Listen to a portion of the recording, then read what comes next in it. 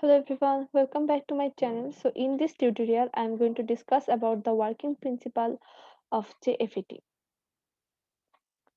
So JFET operating characteristics, there are three basic operating conditions for a JFET. VGS equals to 0 volt, that is the gate to source voltage equals to 0, and VDS, the drain to source voltage, increasing to some positive value. VGS negative, that is less than 0, and VDS at some positive value, and voltage controlled resistor. So at first we'll consider VGS equals to 0 volt. So this is our N channel JFET. This is the gate terminal. This is the drain terminal. This is the source terminal and the source is grounded. Now we are applying a positive voltage VDD. So the drain to source voltage VDS equals to VDD. We are applying 0 volt at the gate terminal. So the gate to source voltage VGS equals to 0. This is p-type material, so this is a p-n junction. This is also p-type material, so this is again a p-n junction. Now when we apply a positive voltage at the drain terminal, as this is grounded, electrons will start flowing from the source to the drain terminal. So current will start flowing from the drain to source terminal. Now, as we have known that this is the positive voltage, so it is potentially high, and this is the zero voltage, so it is potentially low. So we are applying higher potential at the negative side and lower potential at the positive side. So we are making it reversed bias. As we are making it reversed bias, the width of the depletion region is increasing. So as the width of the depletion region is increasing, the channel is becoming much more thin. But we can see that the depletion region is not increasing uniformly. That is, here the width of depletion region is much higher than this region. This is because here the voltage drop is higher than this region. As this is higher, the voltage drop is higher in this region, so this is much more reversed biased compared to this region. So the width of the depletion region here is high. Now, as we are applying positive voltage, when the VDS is increased, the current ID will also increase. Therefore, ID is proportional to VDS for small values of VDS. The region where ID depends on VDS is called the linear or ohmic region. So um, before this VP value, we can see that ID depends on VDS. As we increase VDS, the ID is also increasing. So this is the linear or the ohmic region. Next, we'll consider VGS equals to 0. Now, as we keep on increasing the VDS value, after a certain value, that is VP, we will see that two depletion regions are almost touching each other. This is called the pinch off, and the value of the VDS for which two depletion region is touching each other is called the VP, that is the pinch off voltage. So this is the pinch off voltage. After the pinch off, the current will start flowing at a constant value. That means it will not depend on the VDS. As current does not depends on the VDS, so this is the saturated current, and this region is called the saturation region. So after pinch off, this is the saturation region, and before pinch off, this is the ohmic region. Now, what will happen if we apply negative voltage at the gate terminal? Up to now, we have applied 0 voltage at the gate terminal. Now we will apply a negative voltage at the gate terminal. So for negative values of VGS, the gate to channel junction is reversed biased, even if when VDS is 0. because we are giving VDS 0 and VGS is negative, so it is potentially lower than VDS, so it is already reversed bias. Thus, the initial channel resistance is higher and the resistance value is under the control of VGS and it is the ohmic region.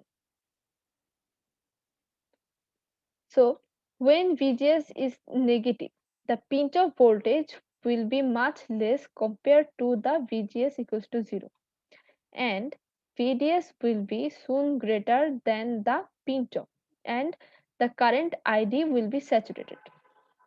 So, from this VDS versus ID graph, we can see for VGS equals to 0, the IDSS is 8 milliampere, and for VGS equals to minus 1 volt, IDSS is about 4.5 milliampere. For VGS minus 0 2 volt, IDSS is about 2 milliampere. For VGSS minus 3 volt, ID SS is about 1 milliampere. So as we making VGS more negative, the ID is becoming much less. So this is what happens when we make VGS much more negative. So this is the summary of what I have said up to now. VGS less than 0 volt and VDS at some positive value. As VGS becomes more negative, the JFET experience pinch off at lower voltage VP. ID decreases, ID is less than IDSS even though VDS is increased. Eventually, ID reaches 0 ampere. VGS at this point is called VP or VGS off. So, when ID becomes 0, the VGS is equals to VP and this is called the cutoff region. Now, when we make VDS is much greater than VDS max, then there will be a huge amount of current flow. The ID will increase suddenly. That is called the breakdown situation. So, we have found this is ohmic region, this is saturation region, this is cutoff region, and there will be a breakdown region when and VDS will be much greater than the VDS max. Now, so far we have considered VGS equals to 0, VGS negative. Now we will consider VGS positive. So when we apply positive voltage across grid with respect to source, drain voltage has to be positive as to attract electron from the source to drain. So now P plus, that is this, has positive voltage and N type will have positive voltage. So this P type has positive voltage and this N type will have also positive voltage. Let's VDS equals to 0 initially and positive VGS equals to 1. We are considering VGS 1.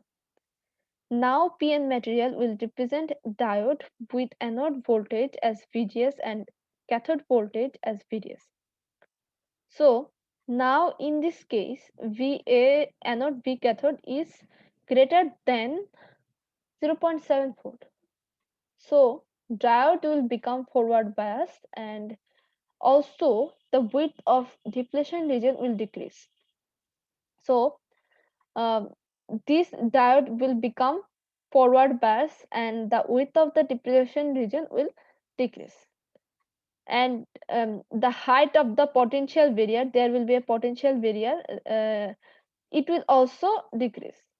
Now the channel width is maximum.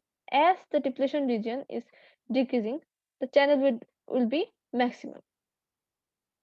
So when VDS is applied, maximum current will flow through channel and this current will go on increasing with VDS.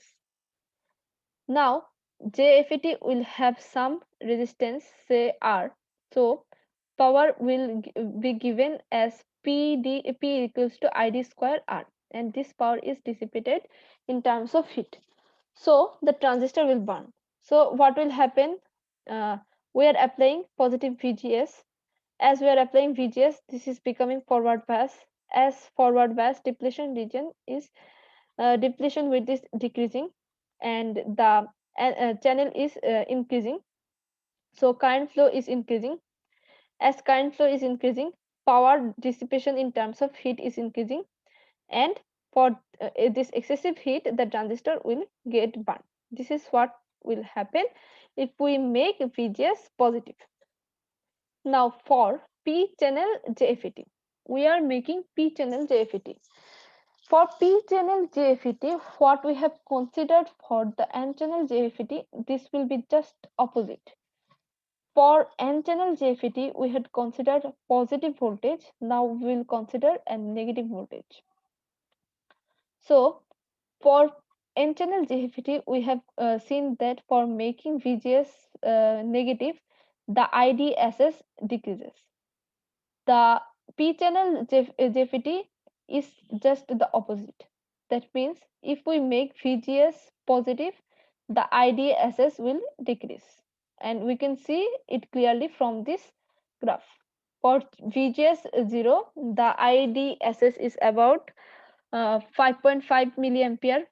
For VGS equals to 1 volt, IDSS will be about 4 milliampere, and it will keep on decreasing as we increase the value of VGS. Now here these are two characteristics curves. For this is for our n channel JFET, and this is for p channel JFET.